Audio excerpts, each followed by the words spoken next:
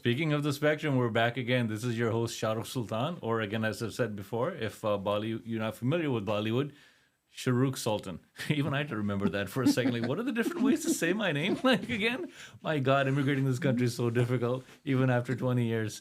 My co-host, Joe Templin. Joe, your credentials keep expanding. I keep saying this every time I see you, right? But I think the latest, I think I have this down. I think I have your intro down. You are a concealed pirate on the inside, right? You're a reformed physicist on the outside. You are an autism dad all over. And you are, at the end of the day, on the very outside shell, you are a giant duck. Because that's how I met you, was Quacker Jack. And for anybody who doesn't know the story, the way Shahrukh and I met was when he was running the 5K, the Autism Society Hero 5K, and he had, a logo on his shirt and everything. And a whole lot of sweat. A whole lot of sweat. And was not going anywhere. Well, no, you went 5K. You just didn't go that fast. And this was the day after I had done my first ultra marathon. Right. And so my job with the Autism Society at that point, in addition to being the vice president, the role that Shahrukh now fills, is that I was also the mascot. So I was in the duck costume, and I did about 15 kilometers that day in the duck costume after doing my first ultra marathon. And Shahrukh is coming around the corner, and he's, chugging and chuffing and puffing. I'm dying. Yeah, just sounded like you were dying. You weren't quite dying. You were mostly alive. And he's coming up towards the finish line. I give him a huge high five and everything. He ends up finishing, and he was incredibly involved as a volunteer, even though he had essentially no connection with the organization at that point. So we recruited him, we got him on the board, and now he's our vice president. And now I'm actually organizing that at 5K, so I make sure no ducks harass me as my number one role in this. But yeah, the fantastic news update about our podcast, right, is, we're 6-7 episodes in now. We've covered a lot of things, and, the coolest thing now that I can say is, speaking of the spectrum, an autism podcast for everyone, as seen on TV. We were on News 10 ABC Live. Joe and I were there for about 5 minutes. The whole world got to see us, which is a fantastic time. I think they had some really good questions, and I think I think we had a good reach there. My favorite part was, the Quacker Jack, your duck, got a cameo too. You got to mention about how we met there. But they even asked about one of the things that I think our guests today will be super helpful to give us an insight into is neurodiversity in the workplace. That's actually a question they picked out because we've talked about it a little bit before. But I think our guest Ludmila today, in her new upcoming book, The Canary Code, is going to give us a very unique insight. I'm really excited to talk about it.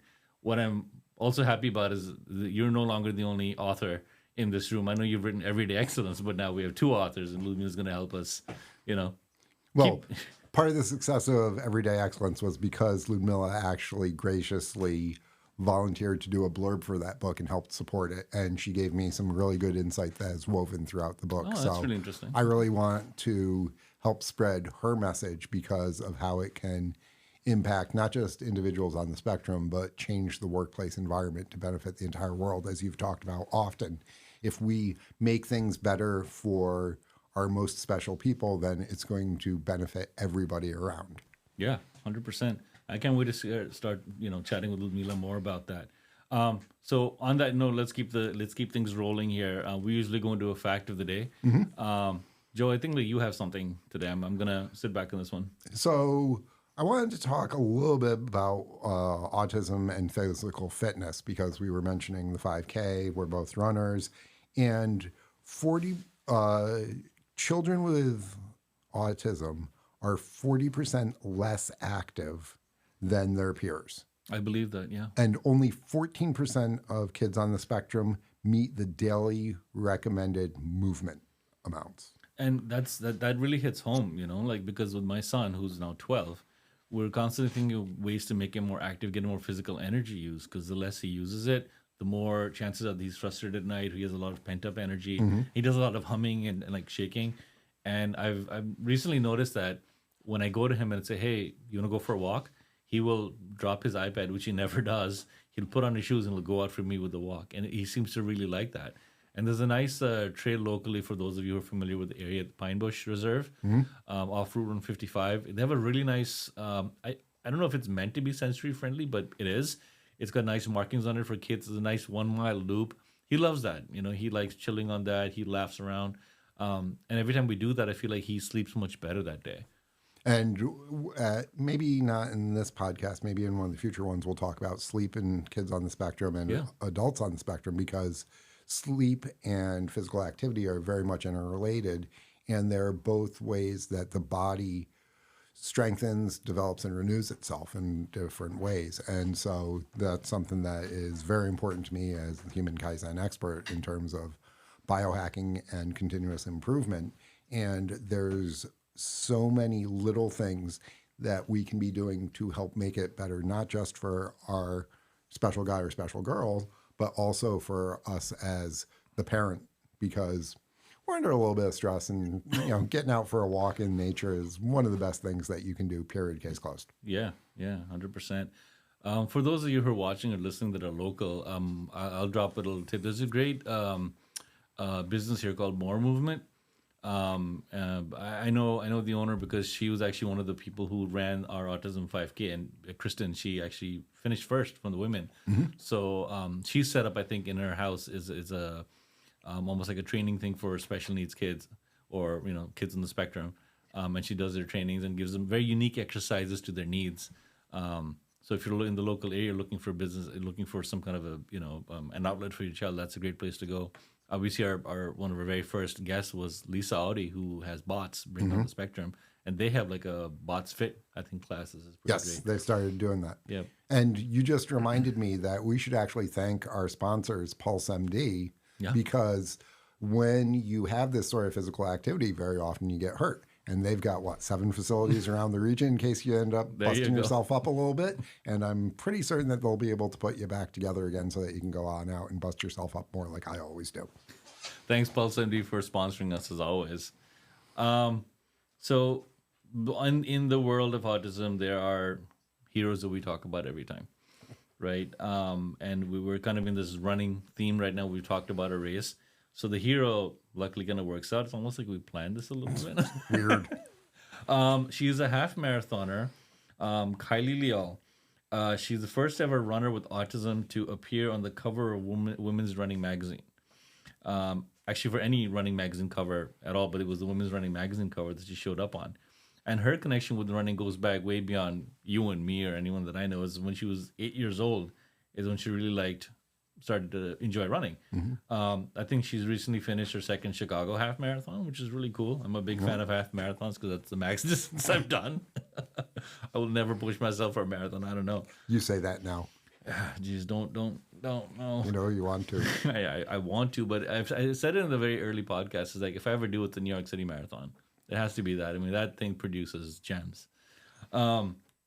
She describes the experience as medicinal because it actually helps her with her calming her autism, but also combat her seizures. So it's almost very, self-therapeutic in its own way. And she loves the exercise like many of us do. And yeah, that's just great. I love any kind of output we get from. I used to think that the benefits from running only come to us neuronorms, as Dr. Rodney put us, the norms.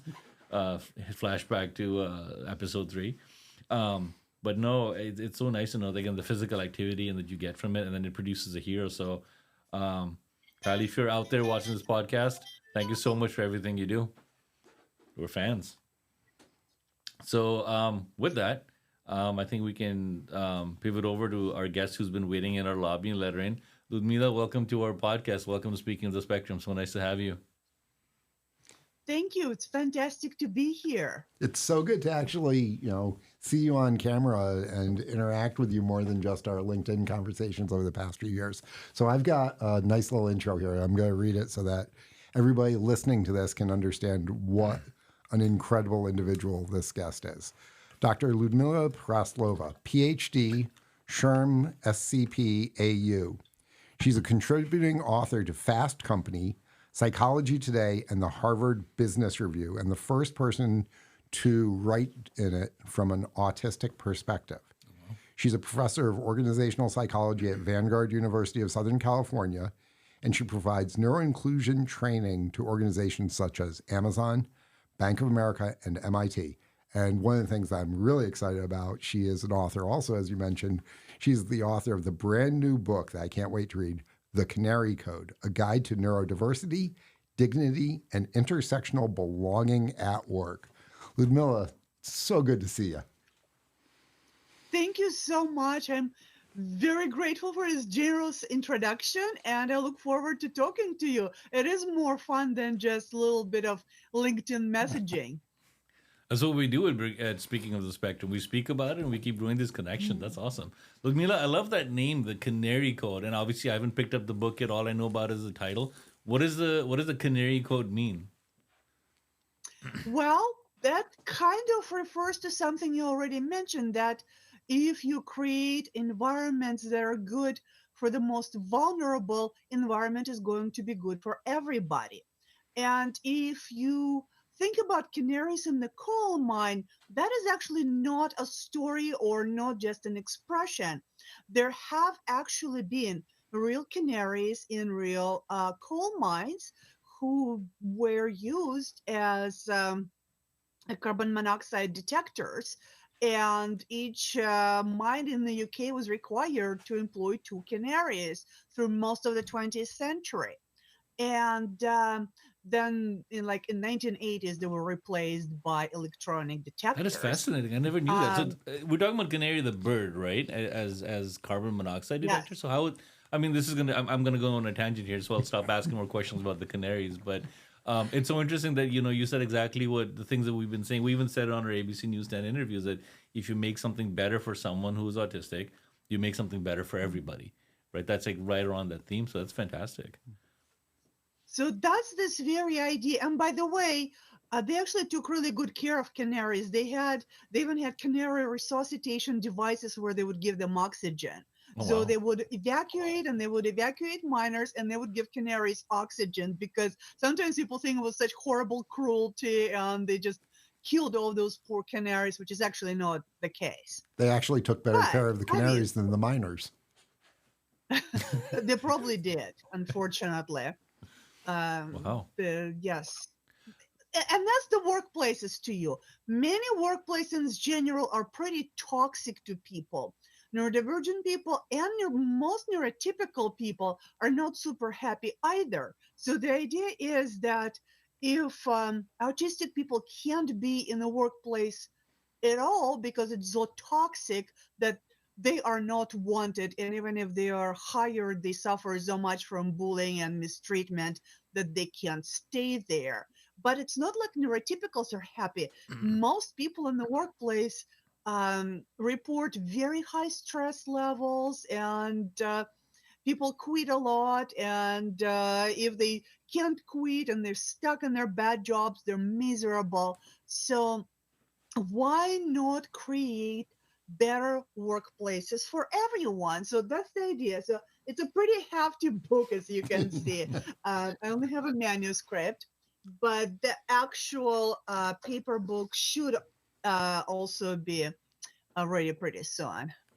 We can't wait to pick it up. I mean, again, coming back to an interview on TV, we talked about the diversity of the mind. It's such a hot topic. It's coming up more and more now, right? But Ludmila, I'm guessing there's many other books out there or much other literature out there about this very topic. What makes the Canary Code so unique from others?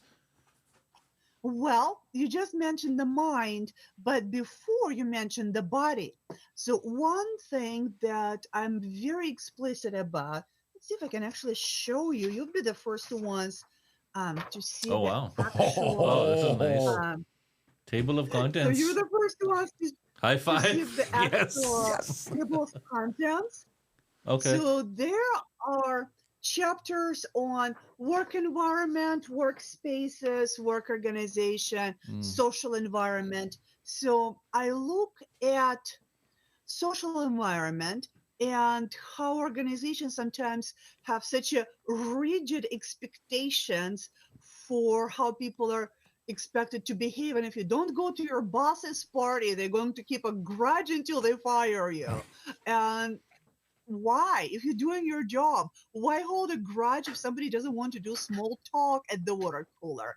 But it happens all the time. So social environment is not necessarily friendly to different kinds of people. That's right. Like you have to And be then cognitive, some jobs. I'm sorry to cut you off, but like before I forget this, was some jobs require you to be a little bit political, almost to build your own. Like even if your job isn't about politics and stuff, right? But like if you want to try to get the next promotion, you want to be friends with everybody, you want to have a more personal connection. But as someone who's autistic, might be difficult to do it. I wonder if that might hold you back from something like a promotion or like is that something you've seen happen it a lot? absolutely does. Okay.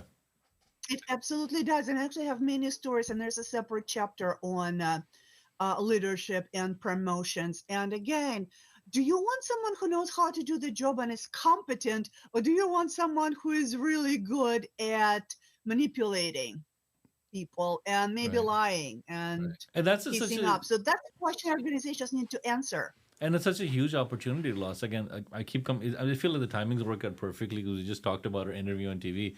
But one of the things they asked was that, and I said it's like a huge opportunity loss when we come back to the fact that said at an earlier episode, right, where 50% or so of autistic individuals have average or above average intelligence. 85% of them are unemployed. Huge opportunity loss for companies, right? It's like it's a Exactly. glaring fact. And then you think about the one of the things actually our interview said was like, what about the pandemic and all the job losses? There's a huge vacancies right now. We can fill that up so easily if organizations started to tweak their stuff to accommodate autistic individuals. It's like a no-brainer to me. And I don't think we even need to frame it necessarily as accommodating because, Hmm. yes, some people might need very specific accommodations, but when we use the term accommodations, it sounds like the special concessions because uh, we're just being so generous and gracious, and you have to then work 3 times more than other people to pay us back because we're so gracious to you. But why not create organizations that are just better for everybody? Everyone thrives when things are more flexible. And we've been just accepting the status quo, just like, oh, yeah, organizations are political and you have to be a little bit backstabby. And what's the point of it? Like, what's the point of being backstabby with your coworkers? How Exactly. does that benefit anyone? So we need to challenge that kind of assumptions and social life and organization and how schedules are arranged. Hmm. Not everyone works in 1 hour blocks of time, 45 minutes blocks Mhm. of time. Yeah. Many autistic people like me need 3 to 4 hours of uninterrupted time to be on their best. Lots of other people, like some ADHD people, uh, Yeah. need like, little Pomodoro, 25 minutes walk around, get re-energized, keep working. This So guy here. why squeeze everyone into those like 1 hour blocks that don't work for anybody? Ludmila, can We I just ask, do a do lot of you, stuff in the workplace that doesn't make any sense. so can I ask you, have you seen in your experience that the last episode I kind of mentioned how the pandemic catalyzed a lot of stuff for families, related to autism, right? Where like things kind of worked out for us because we're like, we don't have to be physically present in places. We don't have to be that social. It worked out for us. From a company side of things, a lot of companies, especially the companies that were well equipped to have their employees remote, didn't run into that kind of challenge. Like they could keep the workflow going, keep the conveyor belt running because they were already equipped to be remote. In your purview, and speaking of like from your perspective, um, did the pandemic almost help for autistic individuals in the sense that they could now be remote? They didn't have to worry about the social connections. Now everybody's job was in some aspects on the same like playing field. Did that happen, or was it more of a Yes, deterrent? there are many people who, for the first time in their lives, felt like they could actually be healthy, less stressed. I have many interviews in my book where people talk about this.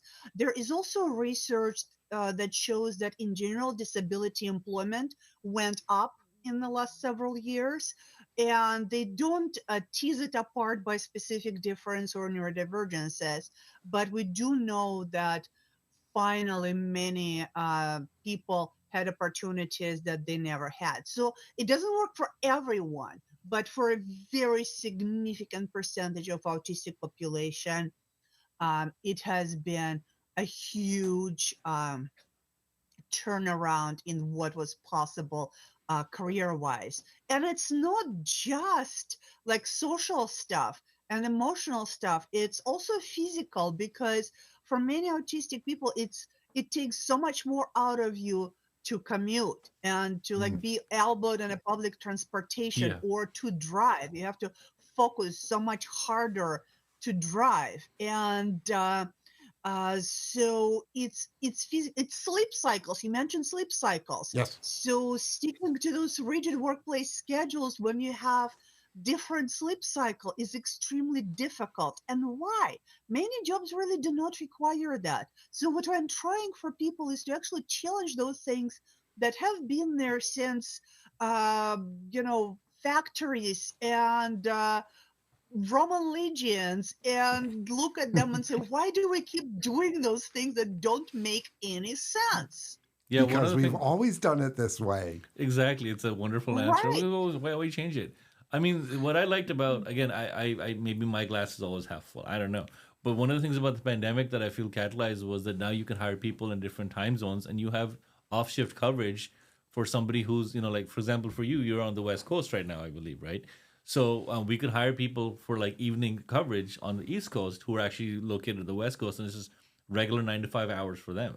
And your employment pool, even like the pool who you can pull from, expands even more. And then if you add autistic people who are now suddenly enabled to work, and you don't have those physical stuff in between, like having to drive to work or commute or get shoved on the bus or what have you, you're in your room and you can work just as effectively. You get such much better output in terms of throughput from your employees.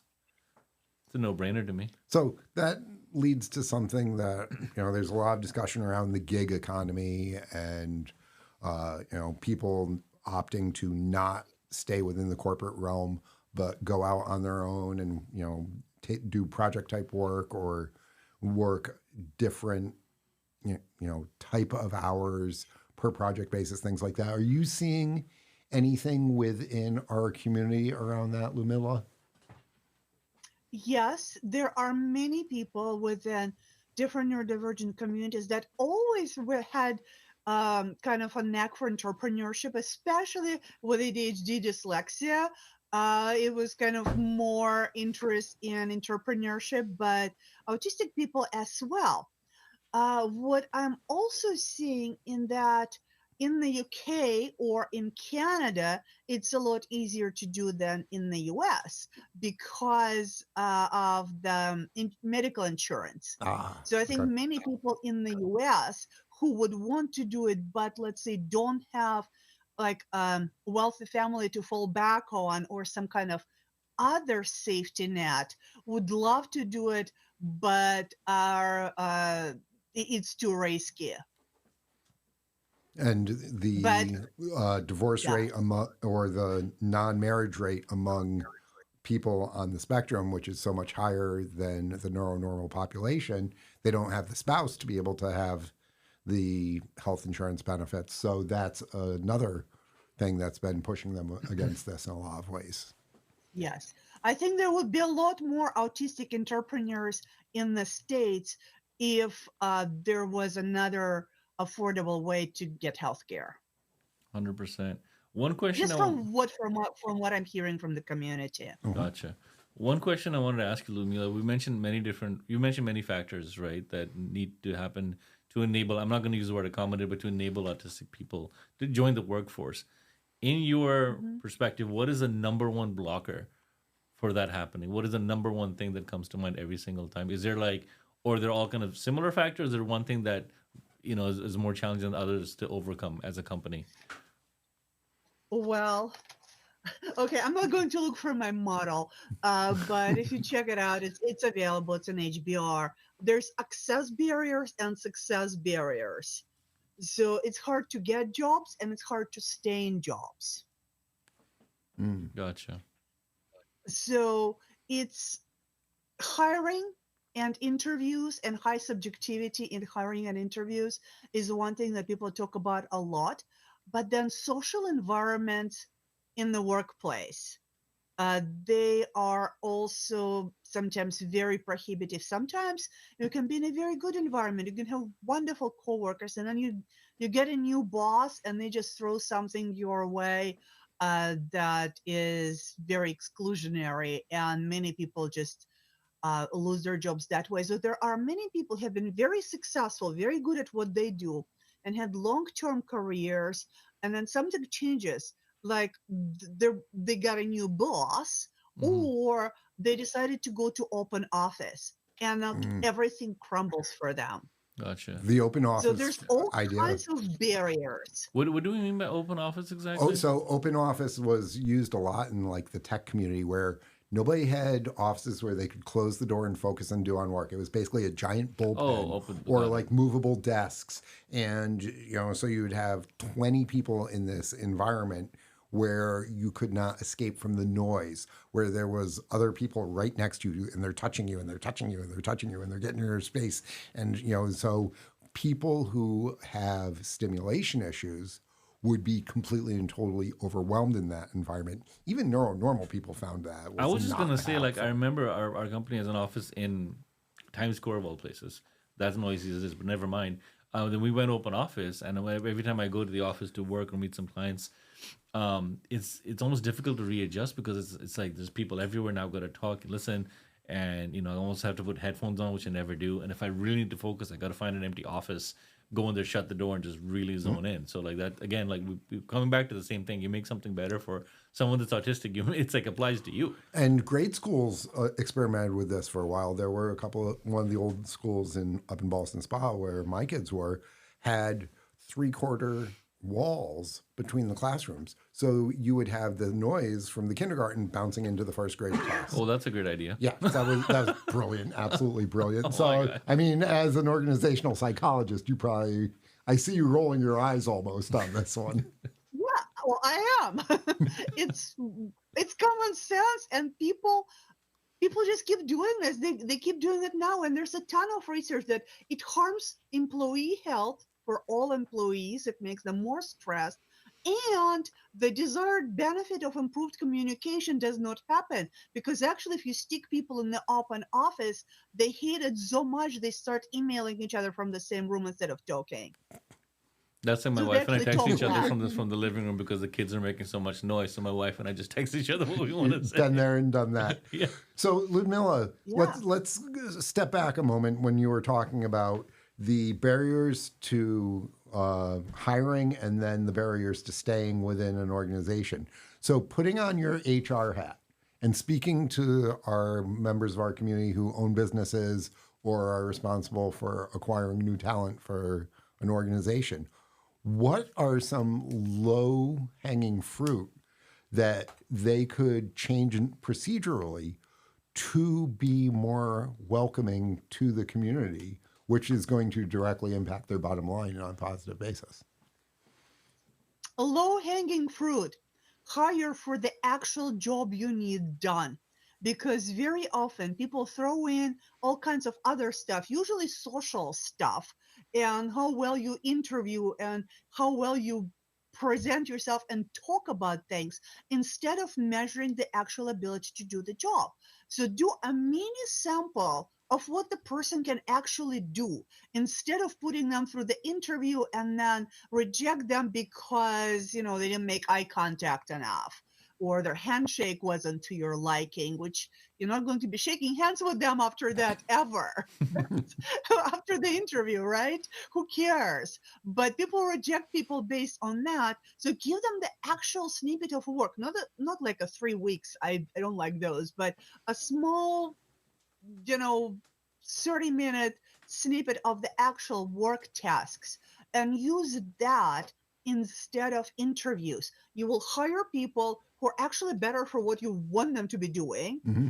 And you will also be more inclusive in your hiring, because instead of hiring people who talk a good talk but actually can't do the work, you will be hiring people who actually can do the work, and they're more likely to be from neurodivergent community and from many other communities that could be excluded, like culturally different communities that people are just like, well, you don't do that like my culture does. Yeah. So that's a low-hanging fruit. And just eliminate nonsense.